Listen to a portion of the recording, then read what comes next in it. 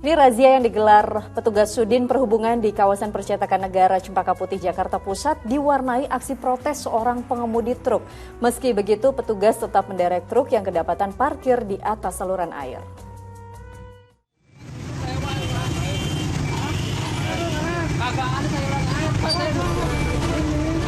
Pengemudi ini langsung meluapkan protes saat melihat truk yang ia bawa terjaring razia penderekan oleh petugas Sudin Perhubungan di kawasan Percetakan Negara Cempaka Putih, Jakarta Pusat.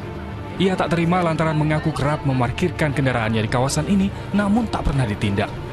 Saya pernah sering parkir di sini, nggak pernah diderek, Bu. Berapa lama? Udah lama, udah berapa tahun. Ini berarti berapa lama? Ini baru nih 5 menit, nggak ada.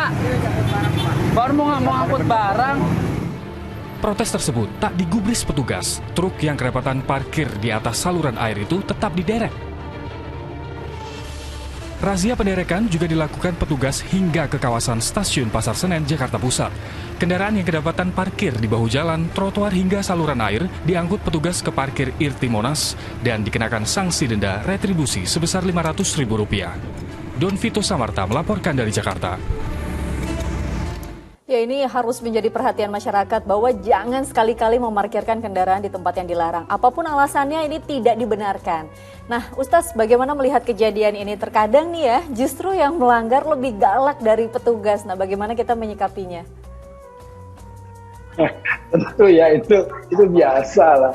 Orang yang berhutang ketika ditagih malah yang marah bukan yang nagihnya, yang ditagihnya malah lebih marah, lebih galak. Ya, karena itu kan mereka itu sebetulnya menutupi dari kesalahan, menutupi dari sebetulnya sesuatu yang mereka juga tahu ya bahwa ini tidak benar. Beginilah, agama itu mengajarkan orang untuk berlaku adil. Al-adil itu artinya menempatkan segala sesuatu pada tempatnya dan proporsional. Nah, aturan itu dibuat berdasarkan kesepakatan bersama gitu ya. Jadi kalau negara membuat peraturan itu berdasarkan kesepakatan ya, walaupun mungkin ada orang-orang yang berasa tidak berada dalam kesepakatan itu. Tetapi kita mempunyai satu aturan. Karena kalau orang tidak diatur, tentu dia akan liar ya. Ya, konsep homini lupus ya, manusia menjadi serigala bagi manusia yang lainnya ya. Tentu karena itulah salah satunya ada agama yang mengatur.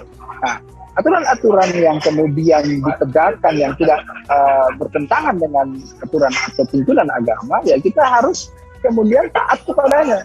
Dengan taat kepada aturan agama, tentu itu menjadi salah satu amal ibadah kita. Nah, jadi kalau misalnya subjek tadi, ya taat saja kepada aturan, insya Allah itu menjadi amal ibadah. Tapi ketika tidak taat pada aturan, itu juga termasuk dalam dosa akhirnya. Nah, jadi kita harus pahami itu. Nah, tetapi tentu pembuat aturan, ya ini para pembuat aturan mesti kemudian melihat ya dari segala sesuatu pertimbangan agar supaya dia juga menegakkan aturan dengan adil.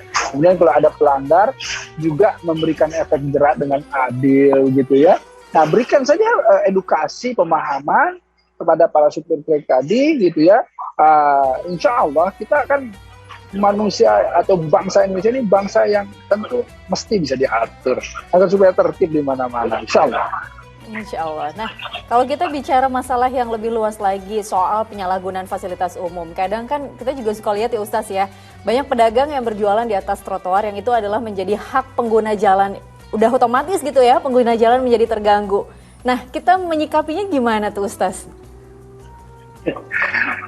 Kalau di luar negeri ya, misal di Australia gitu, orang-orang itu takut banget sama ranger itu karena polisi-polisi itu akan menghukum atau memberikan efek jera yang lebih besar orang yang melanggar ketertiban umum daripada orang yang melanggar hak privasi gitu. Jadi memang kalau untuk urusan umum itu hukumannya lebih besar, berat gitu ya, dendanya lebih besar gitu. Seharusnya begitu karena apa? Karena merugikan banyak orang gitu, ya. Merugikan banyak orang gitu. Nah, ini yang bermasalah. Karenanya korupsi gitu ya. Orang-orang yang seperti itu tuh hukumannya jauh harus lebih berat karena apa? Karena itu merugikan banyak sekali orang. Nah, kalau kita lihat kasus dari para penjual dan lain-lain. Ayolah kedua belah pihak. Kan ini kan permasalahan perut ya. Permasalahan bagaimana mencari nafkah di setiap harinya, penghidupan di setiap harinya. Karenanya ayo diberikan solusi gitu, dan solusinya banyak kan gitu ya, dari pemerintah itu bisa mengumpulkan mereka di satu tempat atau memberikan satu kebijakan bahwa berjualan itu kalau di sini boleh, di sini enggak. Nah, kemudian kalau sudah ada aturan itu di setiap kota dan aturannya memang sudah ada, tempat fasilitasnya sudah ada, ya semua harus ikut aturan lah. Kalau nggak ada ya akan liar gitu. Ya kan sebetulnya di berbagai negara juga di Eropa gitu. Kalau siang-siang itu kita jalan di situ ya kosong, menuju sore tiba-tiba ada ya kafe-kafe kecil misalnya gitu. Itu juga bisa ya dadakan seperti itu. Atau misalnya pengumpulan yang saya juga di beberapa kota sudah datang, wah ini sudah Pujaserah gitu ya, kumpulan jajanan serba ada kan, Pujaserah itu. Nah itu ada di berbagai daerah gitu, jangan cuma di salah satu daerah saja. Nah itu yang akan mengakomodir dan memberikan juga peluang untuk ekonomi mikro kita. Ya, dan untuk mencapai semua itu tentunya nomor satu adalah kesadaran ya Ustaz ya. Balik lagi kesadaran setiap individu untuk saling menghargai hak satu sama lain, apalagi kalau soal fasilitas umum. Kita beralih